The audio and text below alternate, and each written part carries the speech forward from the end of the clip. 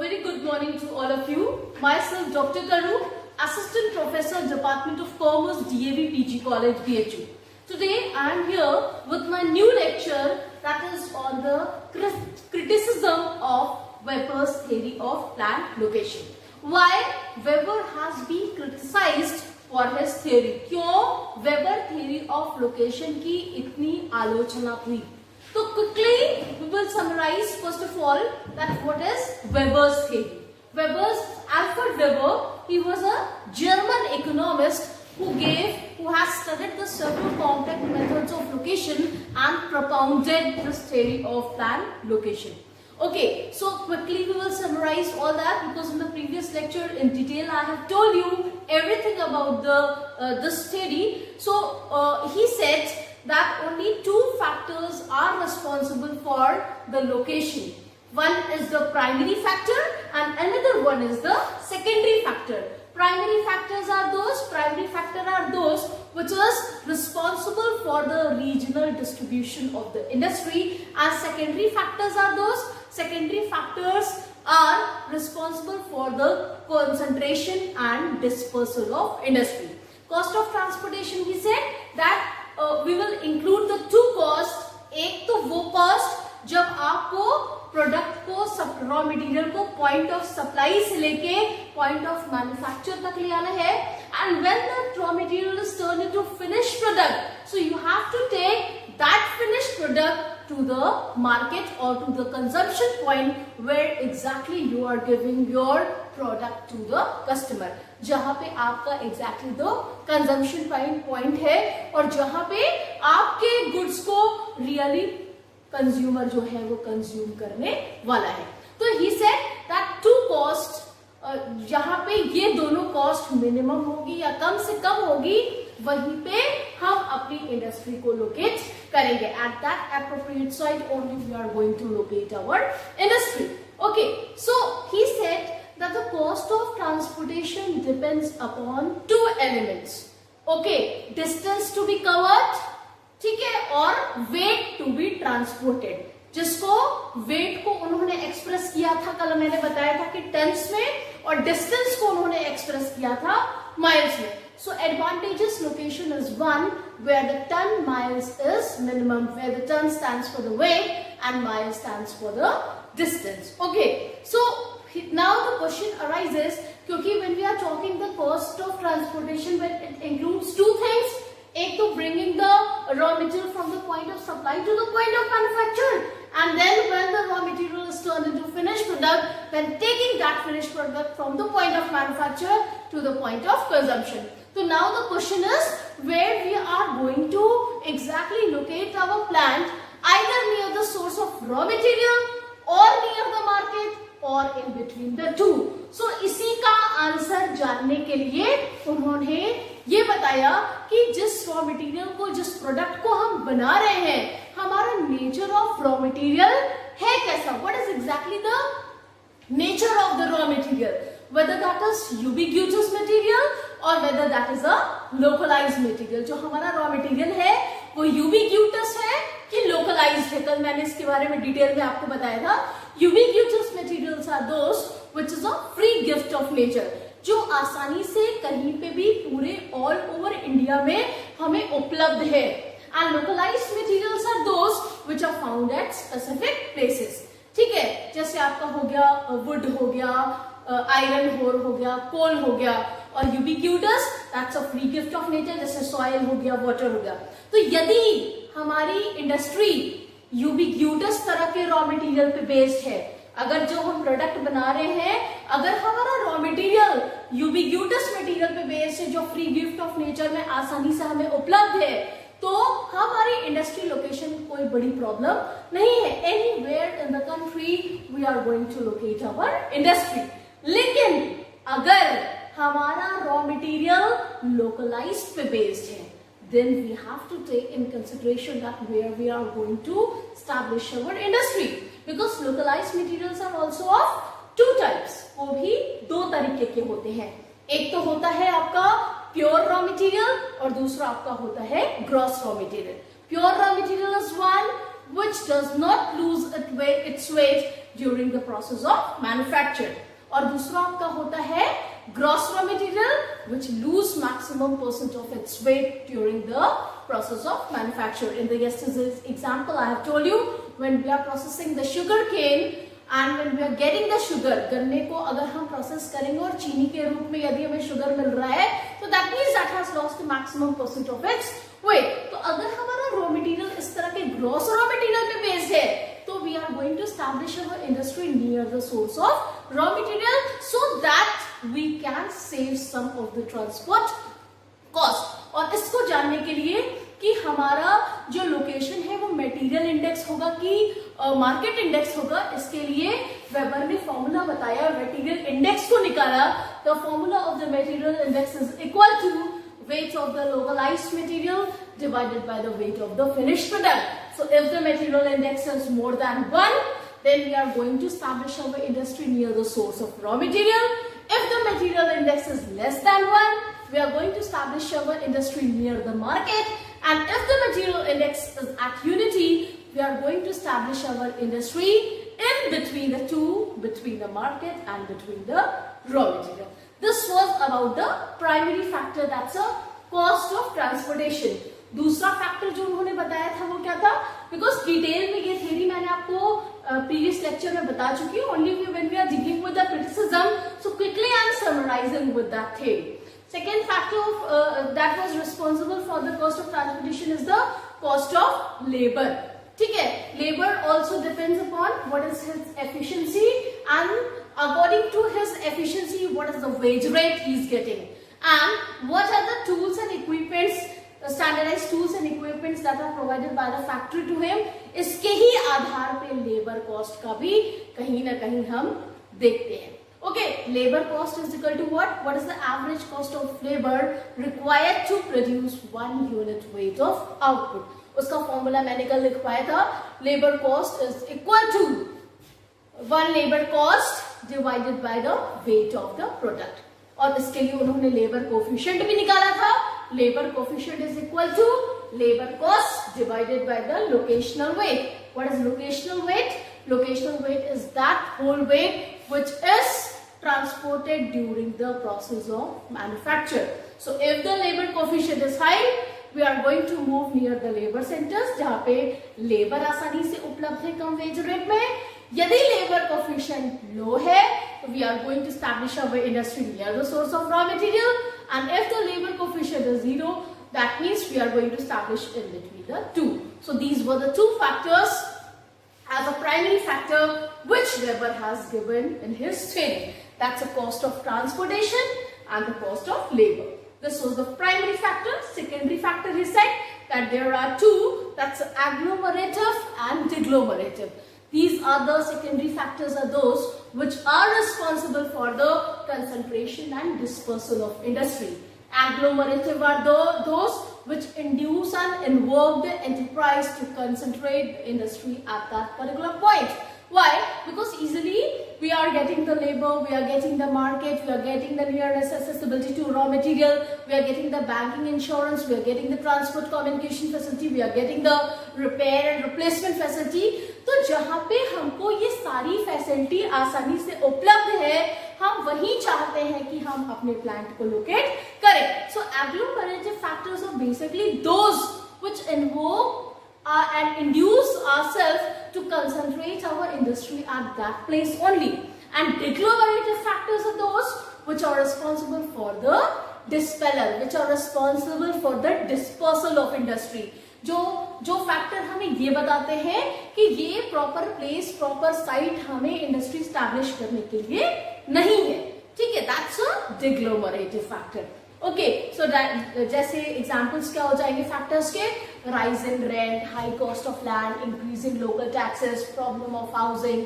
ठीक है, इस तरह के ऐसे फैक्टर जो हमें बार बार ये नहीं चाहते हैं कि हम अपनी इंडस्ट्री को उस प्लेस पे लगाएं. So basically this was all about the Weber's theory of plant location.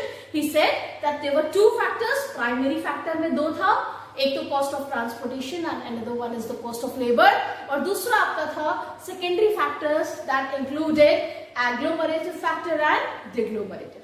Now this was all the summarization that I have taught you yesterday. Today we will deal that what are the criticism of Weber's theory of plant location. क्यों weber के theory की आलोचना की गई?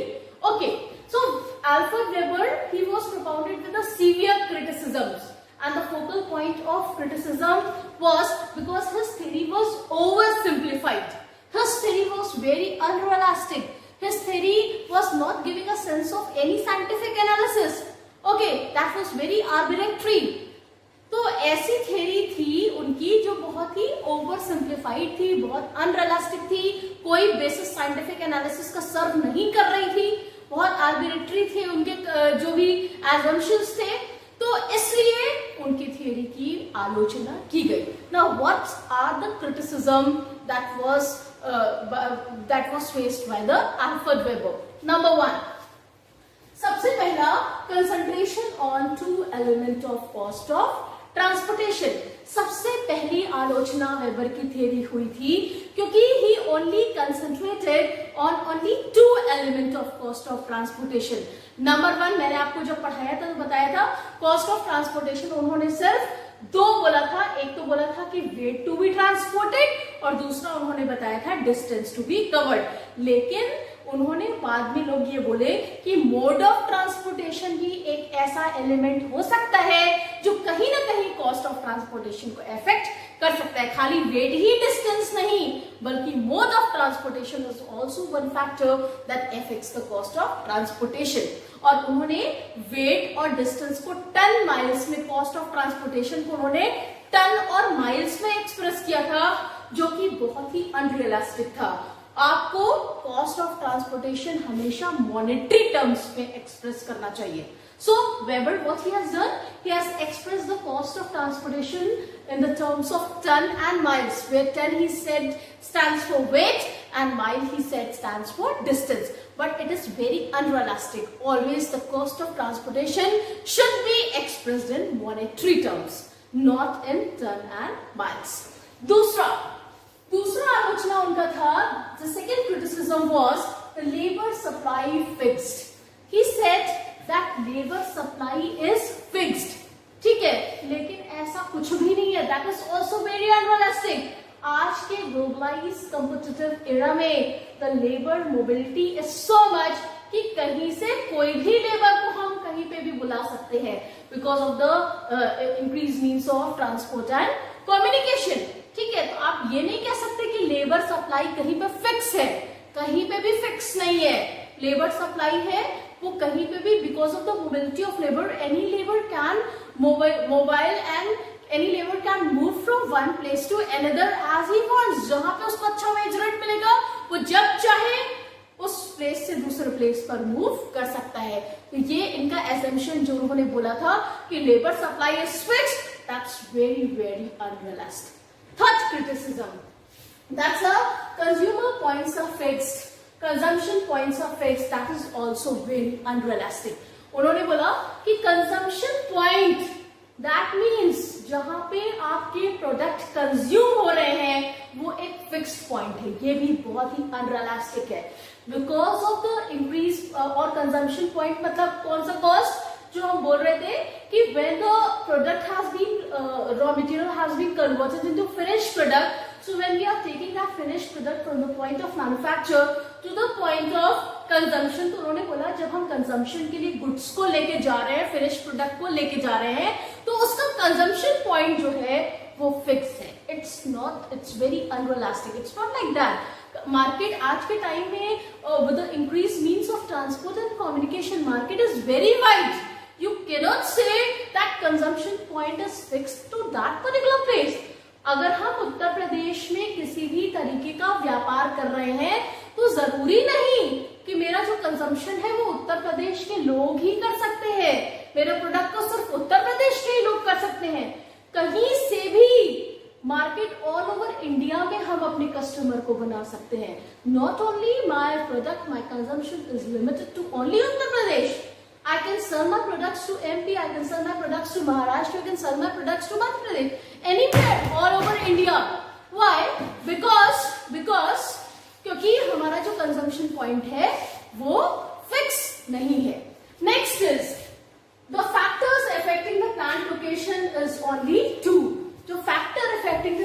Transportation था वो खाली उन्होंने दो बताया था, एक तो प्राइमरी फैक्टर और अगला जो है वो secondary factor. So primary factor में उन्होंने दो चीज कही थी, that's the cost of transportation and cost of labour, and secondary factor he said about the agglomerative factor and the deglomerative factor, but that's very arbitrary. Why? Because not only the transport and labor is only responsible for location. Yeah, agglomerative and deglomerative factor is only responsible. Apart from this, the cost of capital, the climate, the topography, the historical consideration, the personal consideration, the market, everything is responsible when you are choosing, when you are planning for the appropriate site where you are going to establish your business. खाली cost of transportation और cost of labour ही बस दो factor नहीं है जो हमें ये बताता है कि हम अपने व्यापार को इस पर्टिकुलर जगह पर लगाएं. Apart from this there are several other factors which are responsible, which are taken into consideration when we are establishing our plant at that particular site. तो इसलिए क्रिटिसिज्म उनकी वेबर की हुई क्योंकि उन्होंने सिर्फ और सिर्फ प्राइमरी फैक्टर में दो ही फैक्टर बताया, कॉस्ट ऑफ ट्रांसपोर्टेशन और कॉस्ट ऑफ लेबर, और सेकेंडरी फैक्टर में एग्लोमरेटिव और डिग्लोमरेटिव, जबकि ऐसा नहीं है. Several other factors also are taken into consideration when you are planning for the appropriate site for locating an industry. Next is the classification of raw material is also unrealistic. Okay, जब हम theory पढ़ रहे थे तो उन्होंने बताया raw material को दो भागों में क्लासिफाई किया, एक तो बोला कि यूबिक्यूटस और एक बोला लोकलाइज्ड. यूबिक्यूटस क्या था? वो raw material that was available, that is a free gift of nature. कहने का मतलब जो आसानी से ऑल ओवर इंडिया हम कहीं पे भी अपने प्लांट को लोकेट करें, हमको हर जगह वो मिल सकता है. और लोकलाइज्ड मटेरियल क्या था कि वो ऐसा मटेरियल जहां पे वो आपको वो मटेरियल एट स्पेसिफिक प्लेसेस पे ही मिलेगा. तो अल्फ्रेड वेबर को इसलिए उनकी आलोचना हुई कि ऐसा कुछ भी नहीं है कि यूबिक्यूटस पे मटेरियल बेस्ड है तो आप इधर इंडस्ट्री लगाएं, और अगर आपका मटेरियल लोकलाइज्ड पे बेस्ड है तो आप इधर इंडस्ट्री लगाएं. It's is very very unreal, क्योंकि आज के टाइम में रॉ मटेरियल हम कहीं से इतने मीन्स ऑफ ट्रांसपोर्ट है, कहीं से भी रॉ मटेरियल को प्रोक्योर कर सकते हैं और कहीं पे भी रॉ मटेरियल को ले आ सकते हैं. इट्स नॉट लाइक दैट कि वहां पे अगर रॉ मटेरियल मिल रहा है पर्टिकुलर जगह पे तो I am going to select my plan at that particular place only. No, why? Because आज के टाइम में हमें कहीं पे भी ऑल ओवर इंडिया हम जहां चाहे वहां से रॉ मटेरियल को प्रोक्योर कर सकते हैं. इट्स वेरी अनरियलिस्टिक कि हम इस बेसिस पे अपनी इंडस्ट्री को लोकेट करें कि हमारा जो मटेरियल है वो यूबिक्यूटस है कि लोकलाइज्ड है. So this was the one another criticism which was done by the Alfred weber, जो इसलिए इनकी आलोचना हुई. The next is the analysis is overburdened with the technical considerations and coefficients. कहने का मतलब कि जो इनकी थ्योरी थी वो बहुत ज्यादा टेक्निकल कंसिडरेशंस और कोफिशिएंट्स इन्होंने बताया कि लेबर कोफिशिएंट में लेबर कोफिशिएंट बताया तो ये मटेरियल इंडेक्स लगाइए, ऐसे लेबर कॉस्ट निकालिए. जबकि सिंपल बात में अगर हम बात कर रहे हैं तो it should be totally based on the cost and price theory. It should not be overburdened with the technical consideration and so many coefficient. वो आपकी थ्योरी को और ज्यादा टिपिकल और टेक्निकल बना देता है, जो कि लोगों को समझने के लिए बहुत मुश्किल होता है. And when we are talking about the commerce, तो आप बहुत ज्यादा अगर टेक्निकल और कोफिशिएंट चीजों का प्रयोग करेंगे तो वो थ्योरी दूसरों को समझ में आने वाली नहीं है. तो हमेशा जो आपकी थ्योरी होनी चाहिए वो कॉस्ट और प्राइस के आधार पर होनी चाहिए, not it should be overburdened with the technical consideration and coefficient. And the last, he was criticized that his theory is a selective theory rather than a deductive theory. Alfred Weber को ये बोला गया कि his theory is a selective theory rather than a deductive theory. So this was all regarding the criticism of Weber's theory of plant location, because often the question comes in the examination that critically analyze the Weber's theory of plant location. So if this question is coming, so first of all you have to tell what is exactly the theory, जैसे मैंने आपको बताया पूरा theory है क्या, और सारी बात बताने के बाद then you will write all these criticism 6 to 7 points that why this theory was criticized, क्यों इस theory की आलोचना हुई. With this we are going to complete this lecture tomorrow, or in my next lecture one theory is only left, that is the Florence theory of location. That we will do in our next lecture. Thank you so much.